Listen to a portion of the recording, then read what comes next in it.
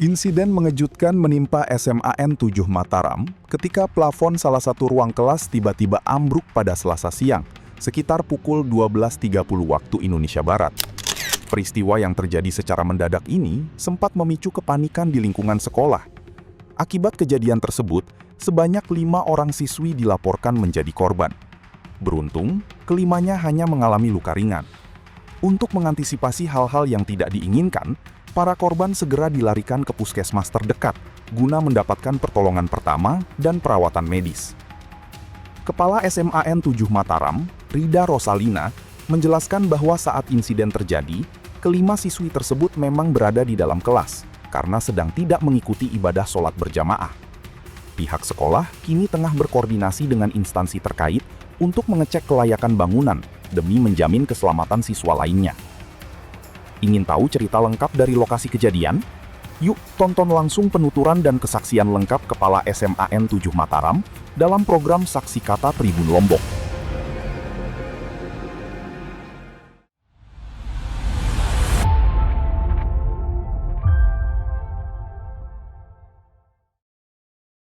Ruangan dan bisa diceritakan kronologisnya seperti apa? Ya, jadi ini kan kronologisnya tadi itu adalah sekitar jam 12.30. Jadi alhamdulillahnya anak-anak saat itu sedang kegiatan sholat zuhur berjamaah. Jadi yang di dalam kelas itu hanya 5 orang. 5 orang. Ya, karena mereka tidak sholat beragama lain ya. Tapi alhamdulillah ya dari 5 yang di dalam kelas ini tidak ada yang luka lecet saja sedikit sama tergores, dan sudah langsung kami bawa ke puskesmas, kebetulan puskesmas dekat sini. Ini kok bisa roboh? Apa karena struktur bangunannya sudah tua atau seperti apa? Nah, untuk itu kami tidak tahu persis. Yang jelas kalau dilihat secara kasat mata, karena pagi-pagi tadi saya sempat ngecek ya, seperti biasa ngecek jalan gitu, saya sempat lihat kelas itu lapornya baik-baik saja, tidak ada ini ya, data tidak ada yang ngelembung atau apa nih. Itu bayaran ya, tapi mungkin memang ini bangunan kan tahun 2006 ya, bangunan ini hasil sumbangan dari masyarakat, dari orang tua siswa, karena waktu itu kan memang boleh ya, kan sekolah ini mulai di sini 2004, nama kelasnya kurang, hasil sumbangan dari orang tua bangunan. Itu berapa ruangan, Bu? Berapa ruangan berarti yang roboh ini? Parah itu 2 yang tapi itu sementara ini semua tidak kita gunakan, yang ini ada perpustakaan soalnya. Ruangan apa saja itu, Bu? Jadi ruang kelas, dari 2 ruang kelas ini hanya 1 yang digunakan. Hanya 1 ya? Karena kelas 12 kan sudah tamat, jadi ada ruang kosong. Itu berarti 2 ruangan itu yang roboh itu kosong? 1 yang digunakan. 1 yang gunakan. Itu ruang kelas ya keseluruhannya? Siap. Terus gimana sekarang untuk setelah roboh ini, kan sementara kan siswa-siswa ini belajar di mana nanti? Jadi tentu saja kami cari ruang pengganti yang aman, dan insya Allah ke depan mungkin kami minta akan bersurat ke ini untuk mengecek keamanan bangunan. Artinya ya kan kita tidak tahu ya, musibah nih. Rupanya ruangan ini aman-aman saja, ternyata seperti ini. Tapi itu berarti yang tahu pertama, yang dengar pertama roboh itu, jadi suaranya itu keras kan, keras ya? Semua pada keluar langsung saja. Tapi tidak tahu sumber suara itu di mana. Setelah lihat anak-anak lari, baru astagfirullah, ini ruangannya. Kayak suara apa dulu? Kenceng dulu ya?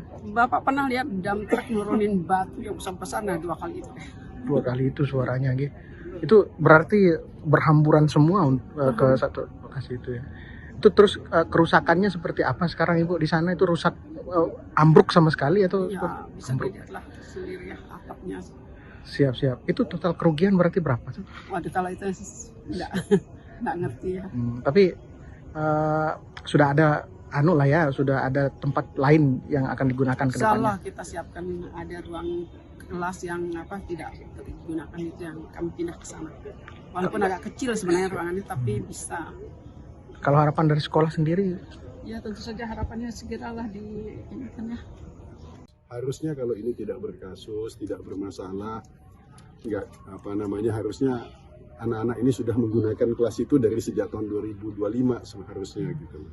Itu sebabnya mereka menggunakan yang lama ini. Kalau yang lama ini kita renovasi, maka nggak ada kelas buat mereka untuk apa namanya, untuk belajar mengajar. Nah, ini nanti insya Allah segera saya sudah minta ke Kadis PUPR untuk mengecek kondisi bangunan yang ini maupun bangunan yang lainnya dan memastikan itu aman nanti dipakai lagi untuk sementara kelas sampai kasus hukumnya ini selesai gitu.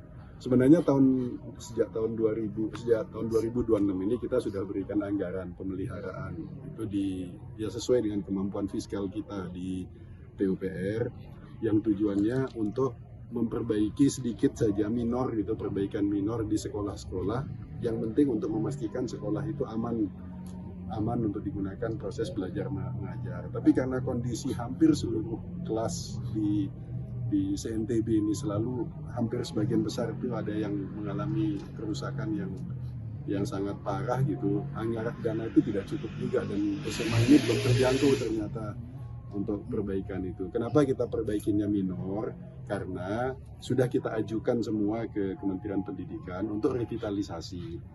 Jadi insya Allah sudah dapat, tapi kan itu bertahap, dalam 3 tahun itu dibagi tahapnya. Nah mereka yang tahapnya ini masih lama, itulah yang sebenarnya diperbaiki secara minor, yang penting itu aman dulu untuk siswa. Mengantisipasi terjadinya peristiwa yang sama di tempat lain seperti apa?